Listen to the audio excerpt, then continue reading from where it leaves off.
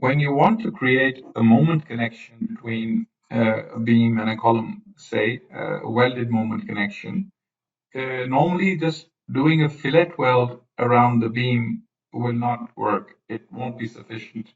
So if you were to do a fillet weld around the top flanges and a fillet weld around the bottom flanges, this fillet weld will usually not be able to carry the full moment capacity of the beam. The reason being is because there's a maximum size limit to the fillet weld, and beyond that limit, you tend to start damaging the material, and you can't have a fillet weld of whatever size you want, and it's not economical as well. So the general practice is to create groove welds over here on both the flanges. You can still have a fillet weld on the web, but as far as the flanges are concerned, typically you would go with a groove weld. Now, as we discussed earlier as well, you don't necessarily have to create these cuts in the top and the bottom flange, because the people at the shop are very experienced with these kinds of groove welds. And if you have the proper symbol, the proper weld symbol for the top and the bottom flange, they will create the grooves. Or you can give them a standard drawing of the grooves separately.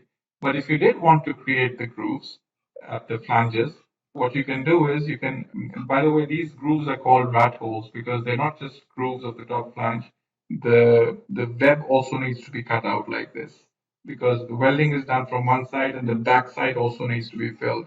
Similarly, the welding needs to be done from this side and the back side needs to be filled as well for it to qualify as a full penetration weld, which is extremely important because you want the weld to carry the entire moment capacity or even more of this beam. So what you go, if on the right side under the detailing menu, you have this Rathole command, and all you do is if you shift and press click on it, you have the various options of one-sided rat holes or two-sided rat holes depending on your needs.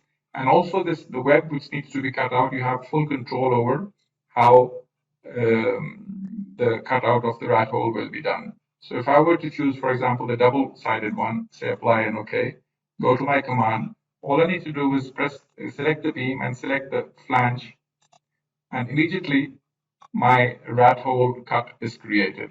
It's actually a cut, as you can see, but you don't need to worry about the details of creating the cut.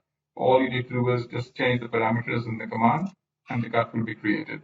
As you can see, there's a certain distance. This is part of the requirements of the full penetration weld.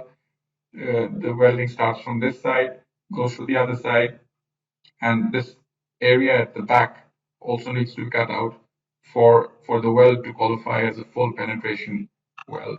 If I were to, for example, go back to my command, press shift, and choose the single-sided one, for example, then I can go over here, for example, select the beam and select the bottom flange. And in this case, the single-sided groove weld or rat hole is created. So these are very powerful commands to very quickly create the cuts needed to create these rat hole definitions. Like I said, you can always go to the general cut commands wherever you get stuck. But for these dedicated types of commands, we have these, for these situations, we have these dedicated commands which can help you out immensely if you want to actually create these groove welds.